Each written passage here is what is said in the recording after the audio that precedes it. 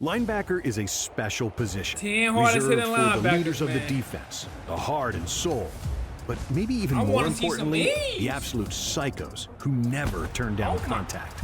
So, get out. James Harrison, what no? Was James Harrison a linebacker or was he in? Your cowboy collars, Oh my because God. these are the 10 hardest I hitting got- oh linebackers my- in NFL Oh! history.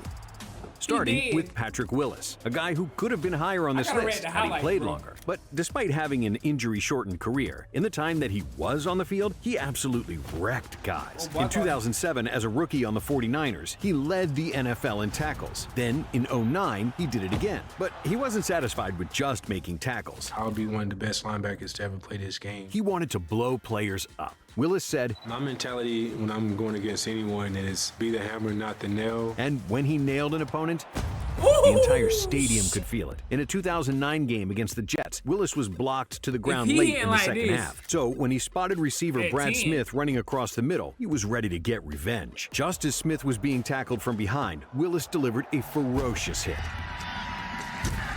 What a hit. Look out, Brad Smith. My goodness. The blow folded Smith's upper body backward like a lawn chair, knocking him out of the game. Willis told ESPN, you get angry, you get mad, you just go and just put it all on someone else. And sometimes that means hitting a guy so hard his mouthpiece comes out, which is what Willis did to Giants fullback Henry Romanowski in the 2011 NFC title game. Willis's special ability as a tackler helped him become a 5-time All-Pro and Hall of Famer in just 8 seasons. And his destructive power was fine-tuned by the Just 8 coaching of seasons. another tackling machine, Mike Singletary, who was Mike all about Singletary. toughness, desire, and leadership. As a player, Singletary patrolled the middle of the field with wild-eyed passion. The broadcast loved zooming in on his maniacal expressions. And when you see that looking at you from across the line of scrimmage, even the greats can get intimidated. Like Hall of Fame running back Eric Dickerson, who thought, this guy's gonna kill somebody. But Singletary actually played under control. You can't be the centerpiece on one of the best defenses of all time, the '85 Bears, and not have discipline and smarts. He said his eyes got big because he was trying to read the offense, and knowing what was coming allowed him to hit people hard. So hard that every time Singletary would make a tackle, he would scream or make a wild noise, which earned him the nickname Samurai Mike. And the Samurai was on full display during the '85 NFC title game. In the second quarter, the Rams had a 3rd and 1 at midfield. Singletary got through the line and stood up Dickerson in the backfield for no gain. After that play, the Rams were done, and the Bears were on to the Super Bowl. But the Bears knew what they had in Singletary from the very beginning, because in Week 10 of his rookie season, when the Bears played the Chiefs, Singletary was assigned to stop one of the top running backs in the NFL, Joe Delaney. And he didn't just stop Delaney, he destroyed him. Singletary met him in the hole,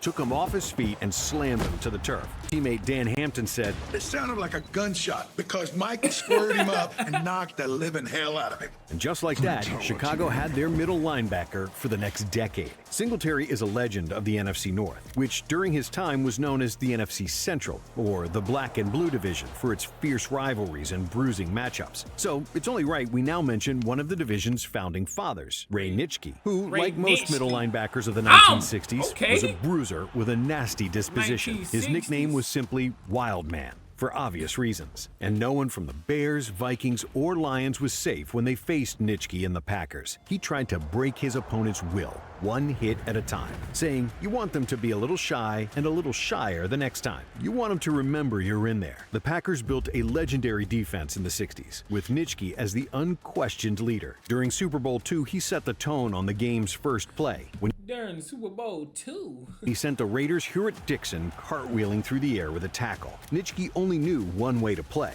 and that was all out. That meant he was a terror on the practice field, too. Didn't matter if you were in shorts and T-shirts, you always buckled your hat when you went close to Raymond, because he was going to hit you. His teammate Jerry Kramer said. Nitschke would have enjoyed watching a relentless punisher like Junior Seau smash opponents to Junior pieces. Seau. And that's exactly what Seau did for 20 years in the NFL. He was fearless against blockers and ball carriers at the point of attack. He didn't just wreak havoc on a blitz or in short yardage either. You weren't safe from Seau 50 yards downfield. In 1991, the Chargers were playing the Seahawks. Seattle's Tommy Kane caught a long pass and then tried to run for more yards when a hustling Seau caught up to him. And he went limp once I hit him, Seau said. Of course, Seau's body paid a heavy price for the way he played. When you put on a good hit, it hurts you too. A few years before he left the game, he knew his post-playing days would be rough. When we're 50, 40 years old, we probably won't be able to walk, he said. And despite that, he always played Oh! with fearlessness and passion.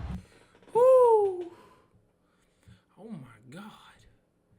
Which made him one of the most well-respected players to ever lace him up. But Bill Romanowski didn't receive much respect from his colleagues around the league because while he was a master disruptor, Romanowski often used the dark arts to do so. I was upset at Romanowski, not because he was white and spit in a black guy's face, because he disrespected another man. Like breaking Kerry Collins' jaw, spitting in J.J. Stokes' face. He spit bottom. Minx. Why is you spitting in another nigga face? Hey, bro, come on now, dog.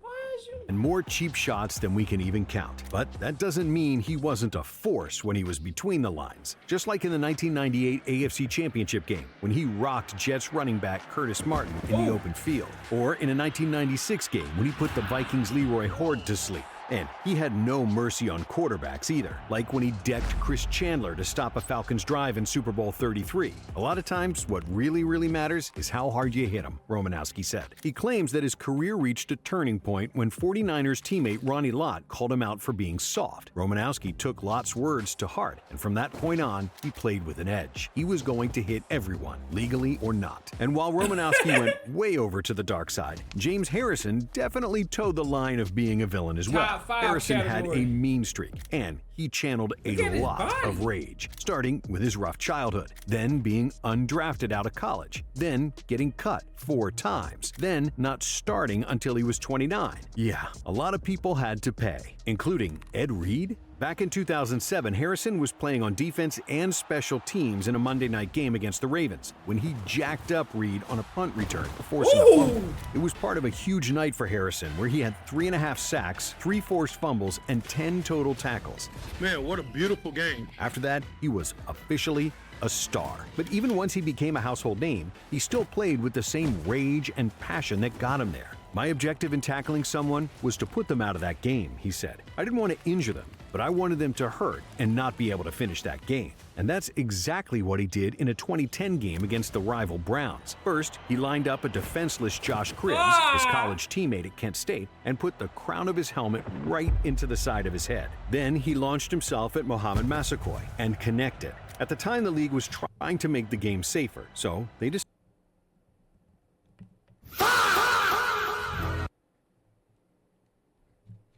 to punish Harrison for the hit on Massaquoi. And since he was deemed a repeat offender, they fined him $75,000. Harrison said, "If I had known they were going to fine me $75,000, I would have tried to kill him." But Fuck them kids. he still didn't learn his lesson, or maybe he just loved tormenting the Browns, because in 2011, he cleaned Cleveland QB Colt McCoy's clock too.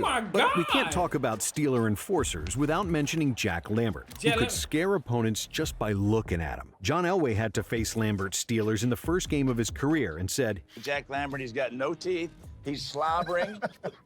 And I was like, you know, if Andy M was there and I could click my heels and get me out of here, I'd have got out of there. But Lambert had the game to go along with his looks, and his play style earned him the name Dracula in cleats. Lambert once said, "I believe the game is designed to reward the ones who hit the hardest." As a rookie in 1974, he started at middle linebacker for the Steel Curtain defense, and in his very first game, he crushed the Colts with a goal line stand, and then by flattening receiver Glenn Doughty. That game launched an 11-year reign of terror. But the hit that people outside Pittsburgh remember him for wasn't even during a live play. It was Lambert slinging the Cowboys' Cliff Harris to the turf in Super Bowl X after Harris taunted the Steelers' kicker for missing a field goal. He truly embodied what it meant to be a Steeler in the 70s and 80s and led the team to 4 Super Bowl victories in 6 seasons. But every legendary defense has a player who's the unit's heart and soul. The Steel Curtain had Lambert, and the Big Blue Wrecking Crew had Lawrence Taylor. LT had generational athletic ability. His speed, power, and insane mentality made him unblockable. Taylor was like a missile, stationed on the edge of the Giants' 3-4 defense. Once he was locked on his target, he almost always brought the pain. And normally, his target was the other team's quarterback. Like former Eagles QB Ron Jaworski, who said, "He dominated the league for 10 years. Best defensive player I've ever seen." LT had 12.5 sacks against Jaws alone. and he held nothing back on those hits. Unfortunately, one quarterback who felt Taylor's wrath was never able to play another down again. In a Monday Night Football game in 1985, he flew off the edge, wrapping up Washington's quarterback Joe Theismann in the backfield and snapped Theismann's leg right in two. Right off my right ear, I heard this pow pow. An injury so brutal that LT himself refuses to ever watch the replay. Taylor was such a menace off the edge. I seen that shit one time when I watched the movie The Blind Side one time, bro. I seen that shit one time. I said I'd never watch that shit again. That he changed what it meant to be an outside linebacker. Prior to LT, a blitzing linebacker wasn't a worry. It was dealt with by simply keeping a running back in to help pick up the extra pressure. But after years of Taylor blowing up plays and quarterbacks alike, not only were teams assigning an offensive lineman to block him, he made the quarterback's blindside tackle position one of the most important in football. The contact was always the most important thing to me, LT said, and he certainly played like it, leading the Giants to 2 Super Bowl victories as well as 8 All-Pro nods and an MVP for himself. And there aren't many defensive players even on the level of Lawrence Taylor. But if anyone is, it's Ray Lewis. Whenever he was around the ball, which was all the time, he always brought the punishment. Rashard Mendenhall found that out. Is this basically greatest linebackers ever? Because he ain't showing no hard hits from Lawrence Taylor for real. He might as well say this is the greatest running backs of all time. Keep it real with you. The hard way in 2008. At the time, Mendenhall was a rookie running back for the Steelers. He wanted to run over Lewis to prove himself. He caught his chance and left the field broken. It cost me my shoulder, but I made my introduction. Said Lewis of the collision, the force was incredible. After the play, I wasn't screaming, he's hurt. I was screaming, he's done. Mendenhall broke his scapula and missed the rest of the season. When Lewis made a hit in the open field at full speed, everything went flying. Bodies, the ball, helmets, you name it. Like when Lewis took Titans fullback Ahmad Hall's hat off in the 2009 playoffs. Or when he made the Jets' Dustin Keller go sideways in the 2010. Man, that's a big-ass tight end. That nigga, bruh. That nigga hitting, bruh. Game. Legendary quarterback Michael Vick said, only been afraid to play against one player in all my years of football. And that one player was Ray Lewis. Lewis is still the NFL's all-time solo tackler with 1,568 and combined tackler with 2,059 tackles. So he left a mark on many players over the year. And I'm sure Vick isn't the only one who feels that way. But only one player struck fear in the hearts of his opponents more than Lewis. Here's the man that you fear most in football staring you right in the face. And that was Chicago Bears legend Dick Butkus. He was properly nicknamed The Animal because of the way he mauled opponents. Dick was an animal. I called him a maniac, a stone maniac. In fact, former Packers running back MacArthur Lane once said, "I'd sooner go one-on-one with a grizzly bear than with Butkus. I prayed that I could get up every time Butkus hit me." For 9 seasons, he was the ultimate intimidator. He played in a much rougher era, and he was the roughest of them all. Packers legend Paul Hornung said, "He was the meanest son of a I've ever seen in my life play professional football." He may have been mean, but he was a hell of a tackler. He was strong enough to grab a ball carrier, lift him off the ground while his legs were still churning, and then slam him to the ground. Or to put a shoulder into a runner and stop him dead in his tracks. At the height of his career, he said, "I just want to let them know that they've been hit. And when they get up, they don't have to look to see who it was that hit them." In 1971, he delivered one of his most violent shots, a shoulder into the chest of Lions tight end Charlie Sanders. He's dead. Yeah. Yeah. Yeah. Yeah, bro. Damn. Sanders said, "The hit was so hard that I actually didn't feel it. I think he hit me so hard it actually numbed me." That's why Hall of Fame player Deacon Jones said of Butkus, And every time he hit you, he tried to put you in the cemetery, not the hospital. And hey, if you enjoyed this video, stick with... Let me know. Hey, bro, that's insane. Let me know in the comments if they got some of these wrong. Or let me know in the comments if they ranked them wrong. But we got to watch the safeties, bro.